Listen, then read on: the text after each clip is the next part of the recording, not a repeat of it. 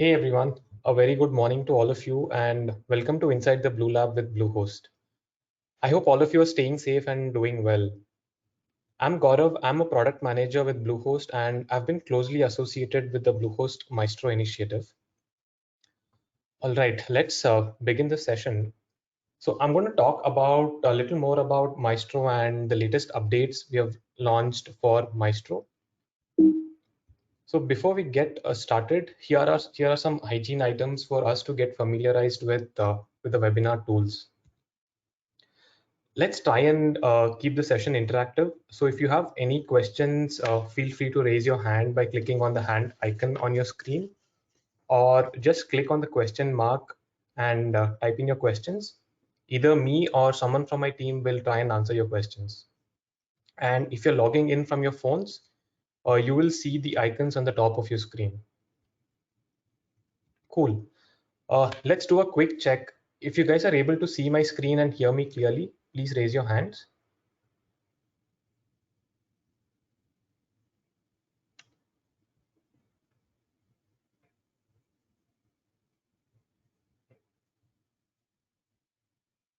Cool. Awesome. Cool. Let's get started with a quick poll here. So please tell us a little bit about yourself, about what you do.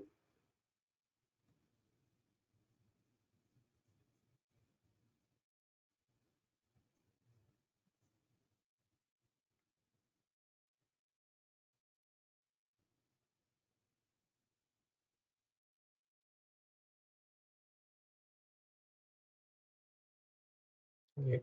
I see your responses coming in.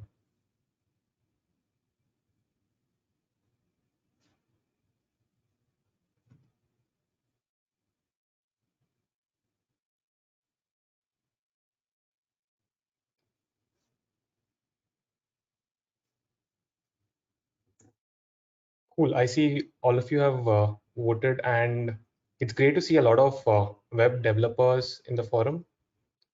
Cool. Let's get started with the session now. So here's celebrating the modern web pro, who in this age and time is helping businesses come online. And the web pro has to switch between multiple tasks, working on multiple sites for multiple clients. And we have personally spoken to web pros, observed them personally switching between multiple panels, using sticky notes to keep a track of things and set reminders, and a lot of tasks that they have to work in parallel. So these guys are multitaskers.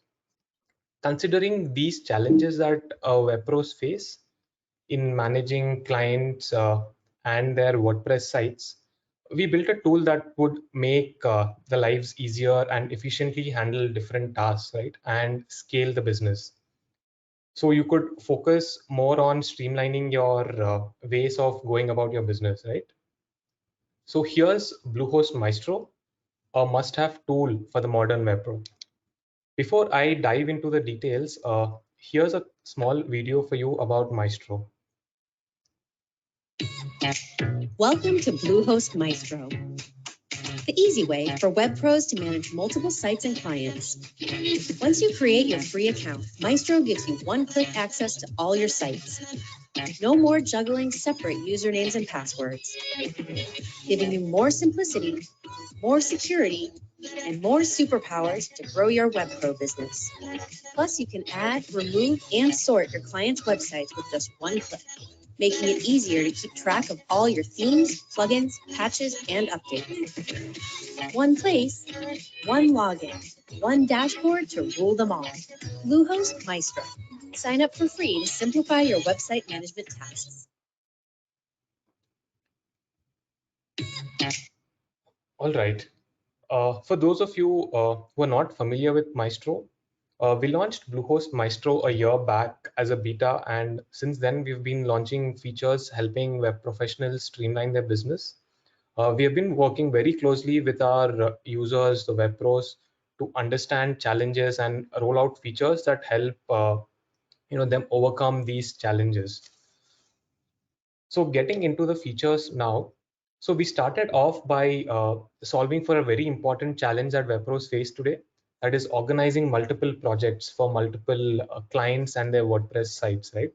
So Bluehost Maestro helps organize multiple clients and their WordPress sites on a single dashboard. Another key challenge that web pros face today is keeping a track of passwords of their clients. So web pros traditionally have been doing this on Excel sheets, Google Docs, and even diaries. So Maestro lets web pros access clients' sites without the need for sharing and asking for passwords. So we offer a one-click access to the WP admin and also the cPanel when your site is hosted on Bluehost. So you don't have to keep asking your clients for passwords or track those passwords somewhere, right? So now let us look at some new features that we've launched very recently. First, we launched an easy way to manage WordPress updates. Web pros have told us they log into multiple panels of multiple sites to check for updates, and it is very tedious and tiresome. So Maestro lets you manage WordPress updates of all your sites from a single dashboard. So you get you can keep a track of updates from a single place. You get one-click updates of plugins, themes, and WordPress core. You can also configure the auto update settings individually for each of your plugins, themes, and WordPress core. I know we've heard web pros tell us a lot about how they do not prefer to turn on auto updates. So we give you this control inside Maestro itself. Next, we have client invoicing to help web pros streamline their invoicing, allowing them to bill clients for all the professional services they offer. So web pros can choose from a variety of invoice templates and that are completely customizable, that so you can customize them to suit your business. You can record full and partial payments for all your invoices to keep a track of payments, right? And you can also add taxes, discounts, and set due dates. It's all very flexible for web pros. Finally, we started off on a host of collaboration features, first of which allows web pros to add notes to sites, maybe to track any client requirements, maybe you want to set reminders or simply add quick notes for actions that you have taken on the website so you can go back and debug any issue that you're facing. Cool. I know I've spoken enough. Now let's quickly take a look at Maestro in action live. So you can log into Maestro by typing in maestro.bluehost.com. So here is our landing page. You can see all the features that we have. I'm quickly going to log in to my account and walk you through the features that I've been talking about.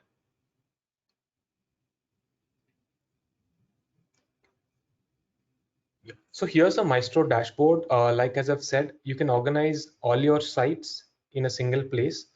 So I've added multiple sites for all my clients, and you can also organize clients here.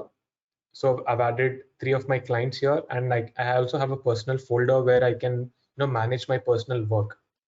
So under each client, you can see their websites. You can add more details of the client here. Now on the sites tab, another important feature I've been talking about is tracking WordPress updates. So you get an overview of updates available to all your sites, right?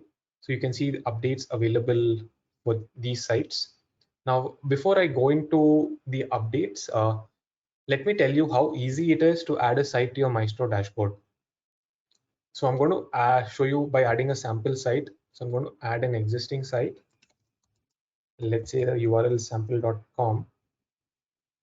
Now here it asks me who I want to assign this site to. So I want to maybe organize this site under a client, right?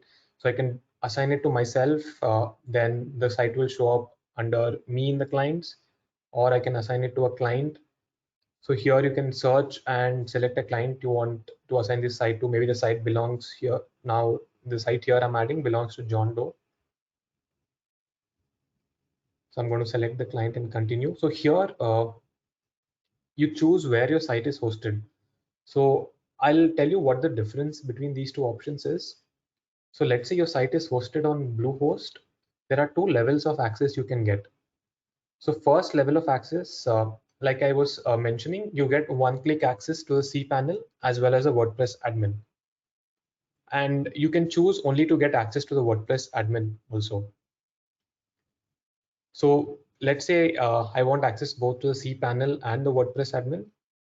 So when I request access, a secure link is generated here. So what, as a web pro, you'll have to do is just copy this link, share it with your client, and when the client opens this link in their browser, they'll be asked to log into their Bluehost account and just give you access. So similarly, if you want access just for WordPress admin, you can request and you will get a secure link. Now, if your site is not hosted on Bluehost, and let us say it is hosted on another provider, so you get access only to the WordPress admin of that site.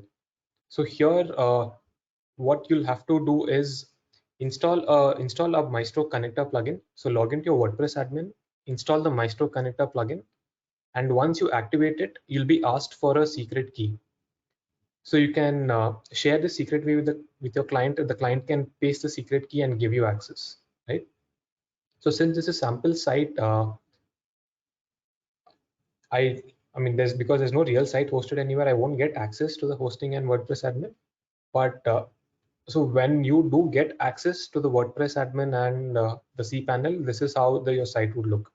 So you'll start seeing updates available to your site. You also get to see a preview of your site. So here you see two actions: manage hosting and log into WordPress. So when you click on manage hosting, you'll be taken to the cPanel of your hosting account. And when you click on login to WordPress, you go to the WordPress admin panel. So like you see here, there is no need for me to enter a password every time I want to log into the WordPress or access the cPanel of my client site. While this is loading, so yeah, you access the WordPress admin of your site, and you can get access to the cPanel here. So you don't have to enter a password every time, and you don't have to keep track of your client passwords every time. Cool. Now going back to the panel, and one important feature I spoke about was updates. So for this site, as you can see, it shows that there are 4 plugin updates available. And if you want to go deeper and check what updates are they, you can simply click on the site, or you could click on the plugins update. So it gives you a detailed drill down of what plugins are installed on your site and what plugins are active. And if an update is available, you'll be able to see it here. So it gives me details of what is the latest version of the plugin that I'll have to update to. And for plugins that are updated, I see that it is all up to date. And like I was also mentioning about the auto update settings, you can adjust the auto update settings from inside the Maestro dashboard itself. So let's say I want to turn on auto updates for the Jetpack plugin. So I can simply turn on auto update here. So whenever an update is available now, it'll get auto installed, right? Similarly, you can choose to turn off auto updates for a few plugins that you're not comfortable them being auto updated. And you get one-click update action. So just with a click of a button, the update is installed to your site. Now, similarly for themes, you see what theme is active on your site. Similarly, you can adjust the auto update settings, and even for the inactive themes, you can adjust the auto update settings, choose to turn on or off auto updates for your inactive themes. And whenever an update is available, you can also manually install that update. And finally, you can also install updates to your WordPress core. And Maestro gives you control over the major and minor updates as well. So you can choose to turn off auto updates to major releases and turn on maybe auto updates to minor releases, just to keep your site safe and secure, right? And let's say you've turned off auto updates for both, then you can also similarly manually install updates to the WordPress core. So this was about the updates feature. Now let me quickly jump on to the invoicing feature. And one other feature that I'll show you is I spoke about was adding notes, right? So you see a sidebar to the right of your screen. So from here, you can add a note. So maybe here I'll set a renewal reminder for this site coming up on 10th of June. So then I save a note here. So all my notes will show up here, and at any point in time, you can choose to edit or delete any note. This makes your lives a lot simpler by adding notes, making note of client requirements, everything inside the Maestro dashboard itself. Now going to the invoicing feature. So right now, when you go into the invoicing feature, there's a cool video here that you can take a look at. So to get started, you can enter your business name. So I'm going to enter my business name here and get started. So here you can choose an invoice template for your business. And like you can see here, there are multiple templates that you can choose from. So here I'm going to choose this particular template, and you can also customize. You can add a logo, add your business name. You can upload a logo that will come up here. You can change the background color. You can add your address, phone number, and then bill to your client's name. So there are, as you can see, there are multiple options for you to customize. You can also add payment details here. You can give your bank account name, which the customer would send the payment to, and that would show up on the invoice. Now, once you have created a template, and let's say you want to create a new invoice, you can proceed to create an invoice. So this is how the invoice would look. You can select the client you want to bill this to. You can start adding the services. You can add all the services that you offer, right? So here, let's say I'm on my website design. You can add the tax details here and how much you're going to charge, maybe 9. You can add more line items.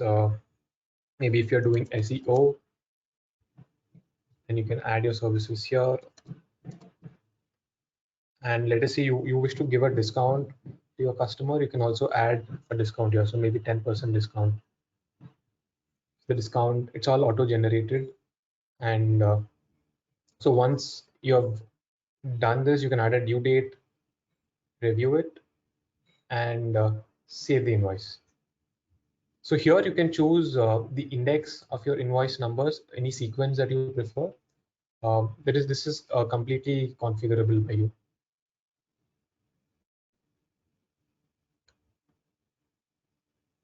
So once I save the invoice, I get a preview of the invoice. I can download it and share it with my client in whatever channel that is preferable, right? So once that is done, you'll be able to see that invoice on your invoices tab, the client invoices tab. And at any point, if you want to record a payment, you can simply click on that invoice, record a payment. So let's say the client has paid me 1,000 rupees. So now that payment is recorded and it is reflected in my dashboard, right? So you see that 798 rupees is pending. And you can also mark it as fully paid when you have received the full payment. Yep. And so if you have multiple invoices, we also have the option of searching for invoices.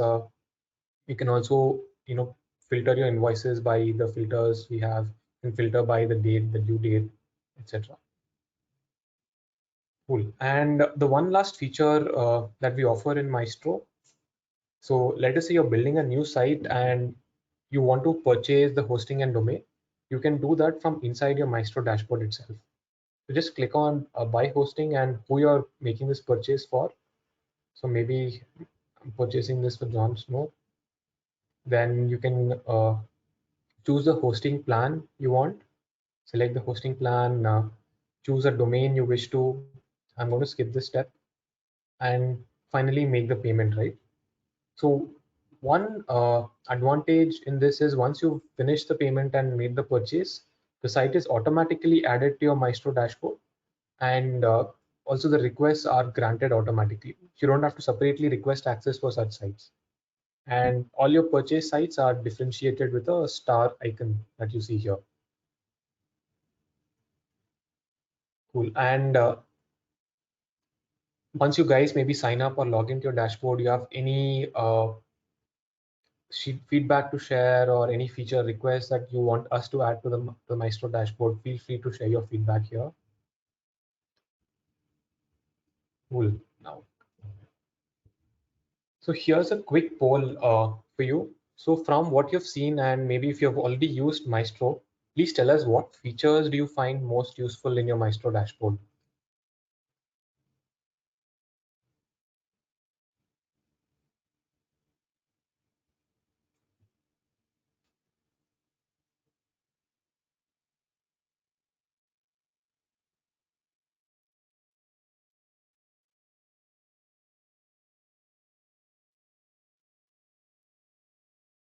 I see a lot of you have liked all our features.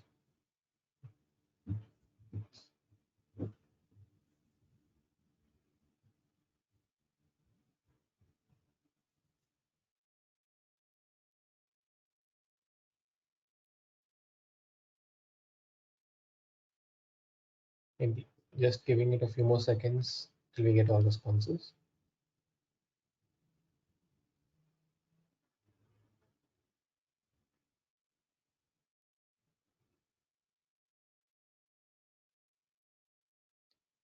Great. Thank you so much for your responses. So here are some cool new features we'll be launching soon. So first of them is a collections feature, which allows web pros to create a collection of the commonly used plugins and install them to a new site, right? So you don't have to spend time every time you're building a new site in installing these plugins. So you could install all these plugins in just a click from inside your Maestro dashboard again. Then we have a staging feature where you can test your sites on a staging setup that mimics the hosting environment before you make any changes live. Maybe you can, you want to test any update that you're making or any DB changes that you want to make. So you can test this on a staging environment and simply deploy all these changes to your live site from within the Maestro dashboard. And finally, we have another collaboration feature to help web pros collaborate on building sites with their team members.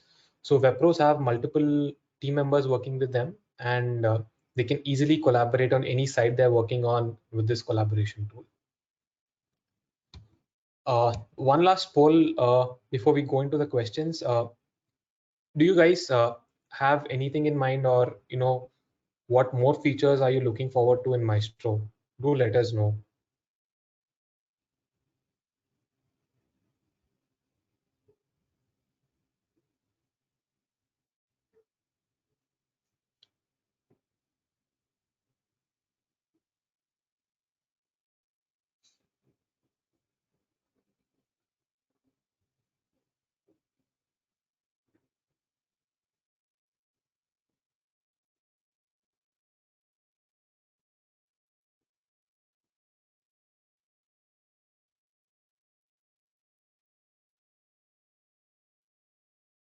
Cool. I see some responses coming in. Looks like a lot of you would want site monitoring, performance tracking of your sites inside the Maestro dashboard.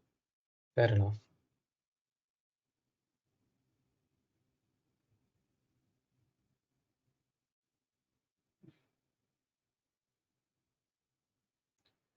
Awesome.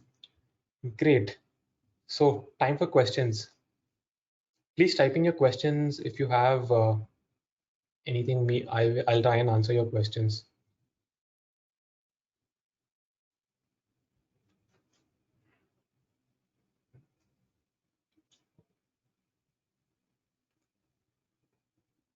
Yep. And feel free to sign up. So you can sign up for Maestro for free.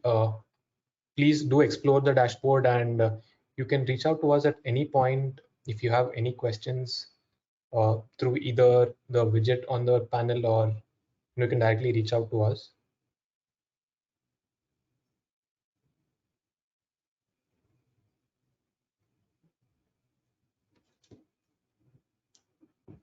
Okay, I see that you guys do not have many questions. All right. Thank you everyone for joining the session. I will now hand over to Shilpa Murthy from IBM, who will be talking about the secret ingredient in design. Thank you so much. Thank you, Gaurav. Hi all, and I hope you guys are doing safe. And let me just start by sharing my screen now. I'll straight away jump to what I'm going to be talking about today.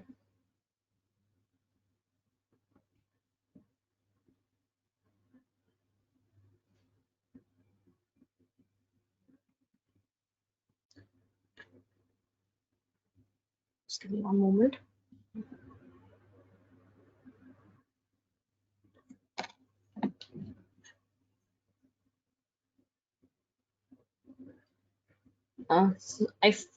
There seems to be some technical issue. Gaurav, can you please change the presenter? I'm not able to still share my screen out here. Just give me a minute, Shilpa. Sure. No worries.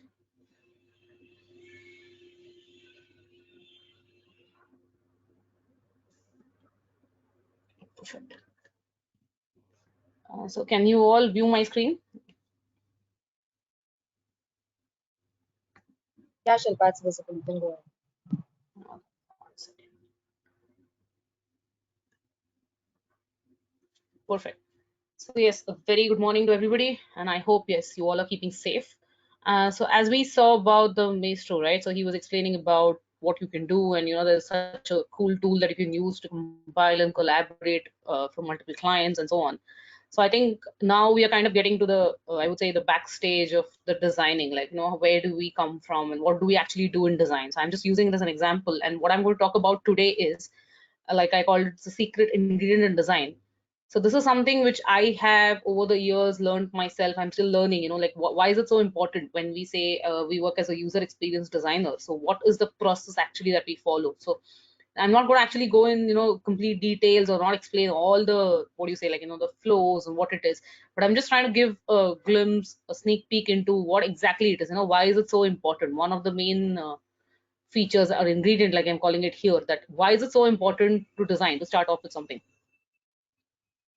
So if you see here, we're going to talk about more what we are identifying today, right? So in design, if you look at it, design has multiple roles. When I'm saying design, it says user experience design, it says service design, it says visual designer, it says illustrator, everything. Like, there's no one defined role. So when I'm trying to talk about an ingredient, I have to come down and I have to be very specific as to I'm basically talking about user experience design, the domain that I work in currently. And today, what is one of the most vital elements that that I have experienced, that I have seen while I'm working in projects, that why is it so important, why is it so crucial in creating an influencing experience? When I say influencing, because user experience design is basically to target the target, and the focal point is always the end user.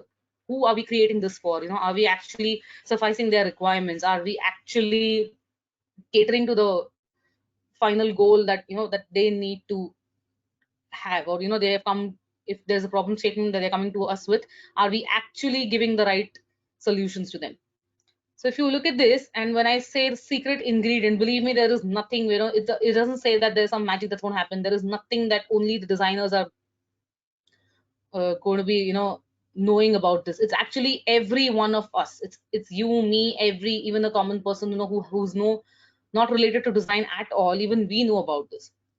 So with no further ado, if I'm going to talk about what are we talking about today, it's questions, guys. So you may be surprised that when I'm saying secret ingredient, but then I'm going back to saying that it's actually questions. And can you believe that this is actually one of the most vital elements when I'm designing something, right? When I'm actually building something, even before I start anything, the first thing that I need to be doing is ask multiple questions.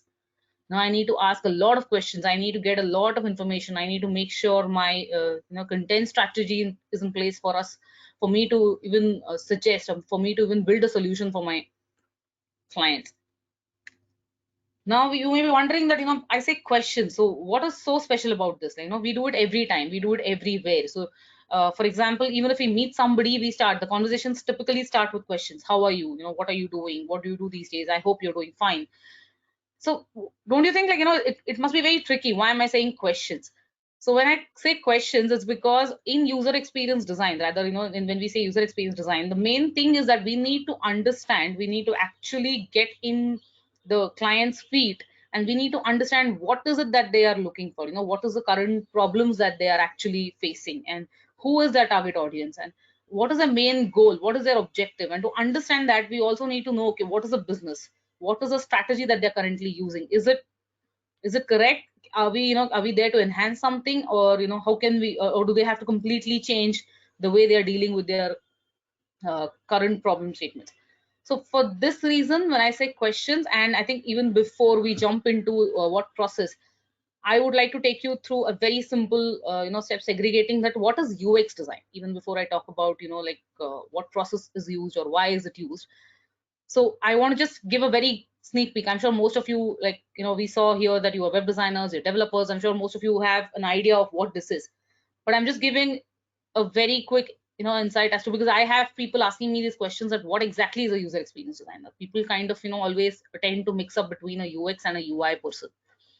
So here, as you see, user experience design is something to optimize a website, make it more functional. So yes, experience is it more, I think, revolves around entirely about functionality. It revolves around entirely about the feature list, the functioning of something, the flow, the structure. And I think we have not even started getting to the aesthetics part. We've not even started getting to about how it looks, what it looks. That is something which comes in the very later stage. So this is, to give a very basic explanation of, somebody wants to understand what exactly is user experience. When everybody, and I think nowadays we hear a lot of it. We see about, customer experience, we see user experience. And so it's just a very basic statement to help somebody understand what it is.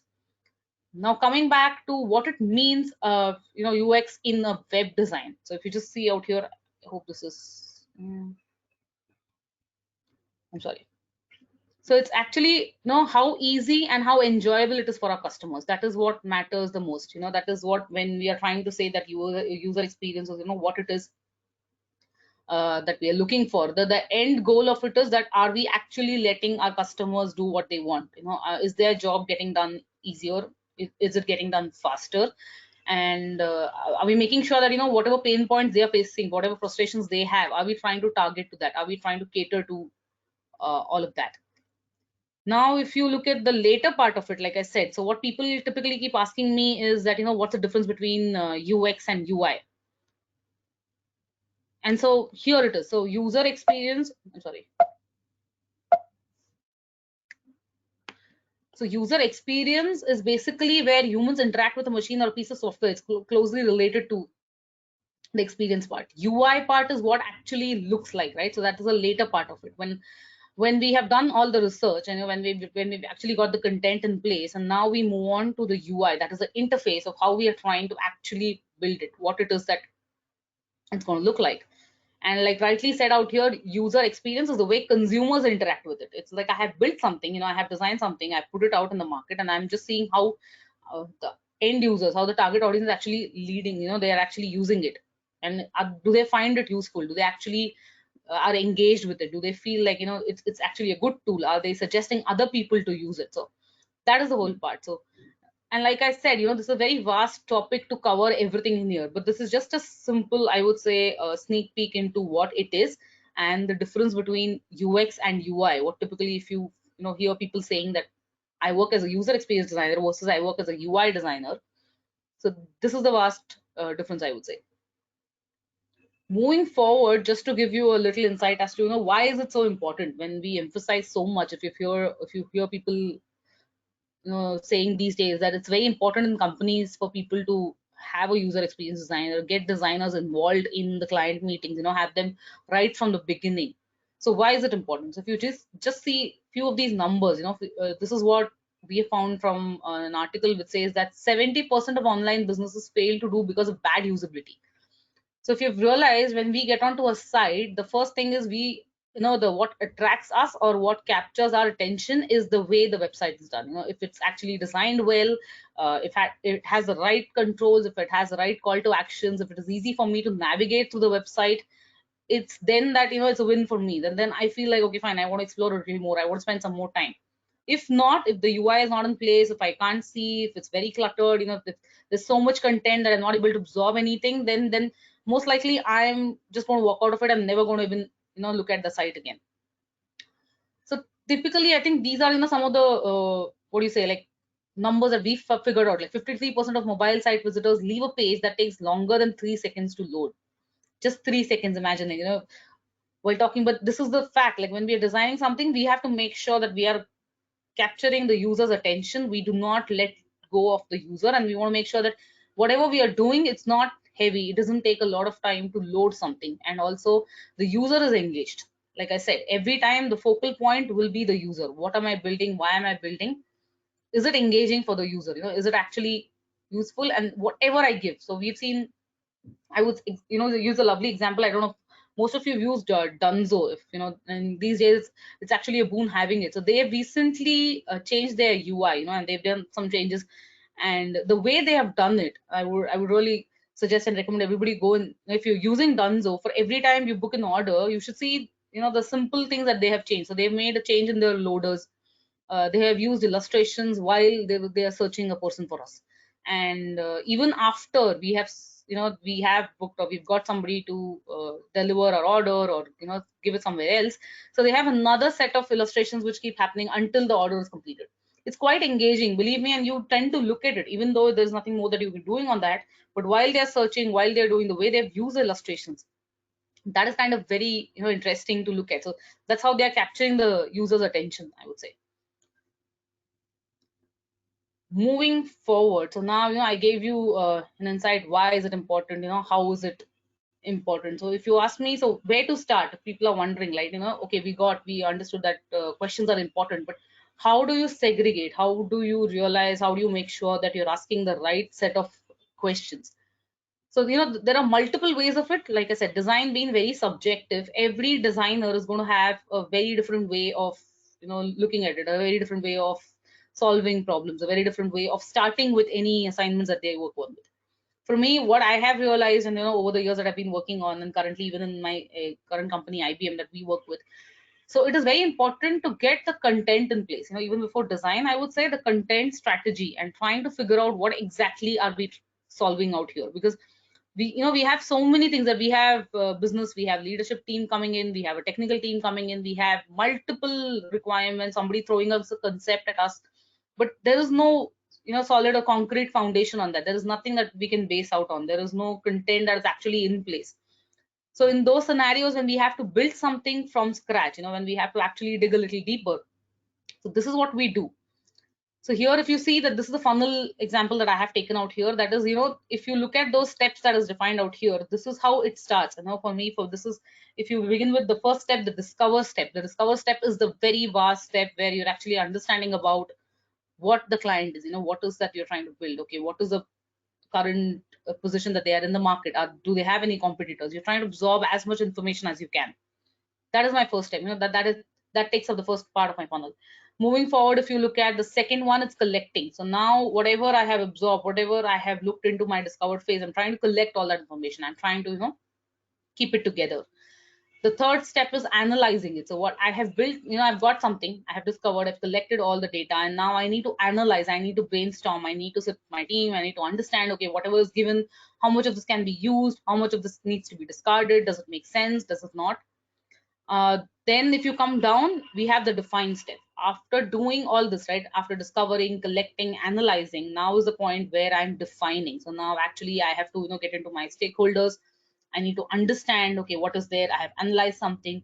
Now I need to start further drilling down that, okay, fine, this is what makes sense. This is what is relevant to our use case. This is what we need to be targeting to. The fifth is organizing it. So this is again, like, where I have my information architecture in place. Now I'm starting to segregate. What an information architecture does is it lets you, like categorize everything. Like, for example, if you're trying to build a e-commerce website, so my information architecture is a place where you will try and define what all pages will you have, what all sections will you have, what those pages will have in them, what is the content that needs to go in each of those pages. So that is something for beginners, like for a starting point, for having a foundation concrete enough for you to design something, is we build something. This is called the information architecture. And going forward, there's always ways that you have to keep on, like I said, design keeps on evolving. Design keeps on, you have to adapt to changes. You have to make necessary changes. You have to keep on based on your feedback. Like, once you roll out in the market, if you have something, you're launching something, you have real users coming in, you understand how users are interacting with your product or application. And then if you have further feedbacks or inputs, based on that you again evolve, based on that you make further changes in your design. So it's an ongoing process, right? There's nothing, there is no hardcore rule, or there's nothing which says that once you've designed something it is going to stay relevant. No, I think down the line a couple of years it's going to change. Your requirements are going to change. What is going to come, you may be having new tools, you may be having new preferences, so you have to keep on evolving and adapting to the existing current scenarios, the clients that you see. So similarly, when you're organizing this and when you're trying to identify what it is, like you have your information architecture in place, you have your data in place, and we also do something called user persona. So user experience, what we do is when we are trying to solve a problem, we identify. So we have an assumption, we make assumptions, we have an imaginary personas created for every of those problem statements that we have. For example, we need to identify what person, if it's a male, female, then we also have their age group identified. Then we put them in a bracket saying that, okay, what do they work as and how tech savvy are they, and and what are their hobbies, what are their interests. And then we identify based on the problem statement, okay, what are their goals, what is it that they're trying to achieve coming to us with this application. And then also we try to identify, okay, what are the challenges that they're facing, what are the current challenges that they see, right? So, and how are we trying to so that helps us in building or getting the task flows. Then we move on towards creating the user journeys, we move on towards the user flows, the tasks flows, that keeping that persona in mind. Okay, what is it that the user would expect to do, right? From completing a step from A to B, how do we see the user navigating, how do we see the person actually taking those steps?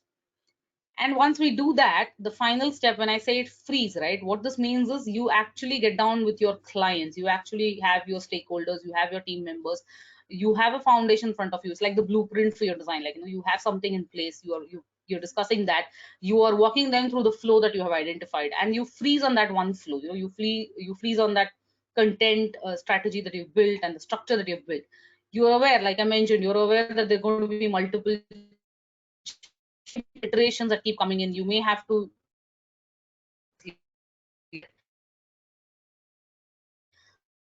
but to begin with, and to start designing, for you to understand where to start and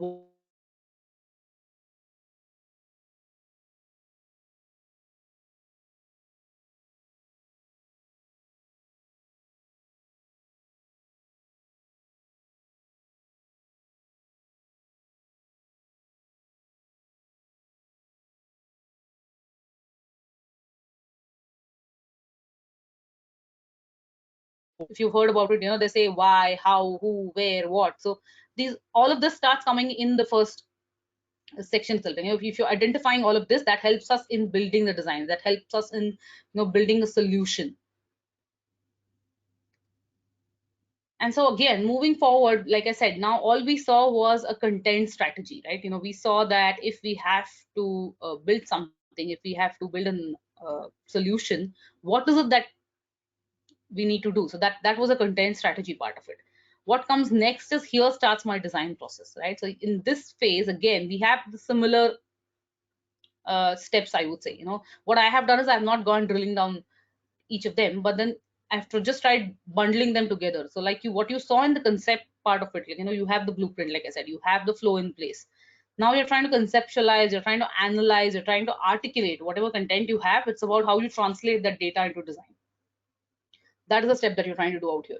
Again, the set, you're trying to again identify, organize, and visualize. So in design, like I said, we start off with low fidelity wireframes, you have high fidelity wireframes, you after you've completed all the flows, and then when you come on to the actual screens, when you're trying to build those elements and components, this is where you're trying to freeze. You're going back to your client saying that, what, based on your content, based on your flows that we have built, this is what we see how the screens should look. This is what we see the application should look. Or is there changes? Do you think that it's going to be, we feel that, from an experience standpoint, the end users are going to be more beneficial if we do it this way.